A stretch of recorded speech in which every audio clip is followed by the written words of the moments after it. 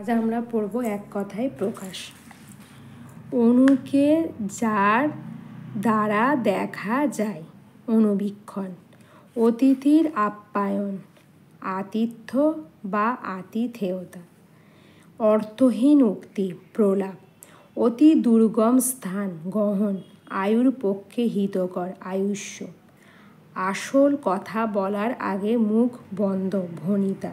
আয় বুঝে ব্যয় করে যে, মিতব্যয়ী। আগমনে যার কোনো তিথি নেই, অতিথি। ইন্দ্রের হস্তি, ঐরাবত।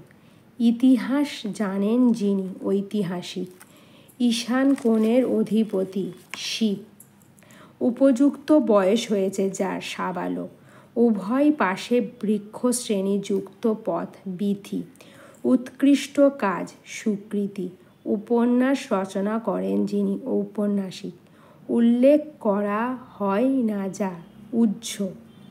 ঊর্ধ্ব ও বক্রভাবে যা গমন করে, তরঙ্গ।